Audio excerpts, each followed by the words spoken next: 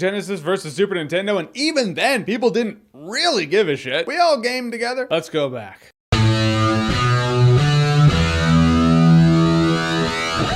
Daddy's Home 2. So Daddy's Home 2 is a sequel to Daddy's Home, which I saw for the first time pretty recently. Long story short, it surprisingly cracked me up. And at the end of Daddy's Home 1, you see a cameo by John Cena, so you're like, all right, Mark Wahlberg's gonna have to ultimately swap roles with Will Ferrell. He's gonna be the underdog now. How's that gonna go? Doesn't really matter because they're bringing in the parents. It was like the writers were like, we saw Meet the Parents and Meet the Fockers, and well, how could we not? So now they're doing that. Yeah, they bring John Cena in at the end, but it's just one more iron in an already very clustered fire. What I liked is Will Ferrell and Mark Wahlberg, they actually do a really good job together. This is not their first time being on screen together. Maybe that praise is a praise for the first movie. Point is, they're actually quite good when they're working together. Also great casting on the part of their parents. John Lithgow is absolutely who I could see being the parent of Will Ferrell's character. Mark Wahlberg's character, who would his dad be? Yeah, Mel Gibson. And he's a total dick in this movie, and it does work conceptually. What doesn't work is the execution. The movie is way too cluttered. It's a clusterfuck, and quite frankly, it's a bit of a drag. The main shtick of this sequel is not John Lithgow's character, it is Mel Gibson's character. You see why Mark Wahlberg was posturing in the first movie, he gets it from his dad, but his dad is truly a dick in a Christmas movie. It's a movie that takes place in the holidays with none of the holiday cheer. Because you're watching this curmudgeonous fucking asshole puff his chest, belittle everybody. It's kind of a drag. Yes, it does have a nice family message at the end, but every movie that takes place in the holidays has that. It's Christmas movie 101. If you're a Christmas movie and you don't have that, are you really a Christmas movie? And there's no real comedy with Mel Gibson's character. He just says something douchey and he laughs at his own joke. Most of the time, Mel Gibson's just walking around going,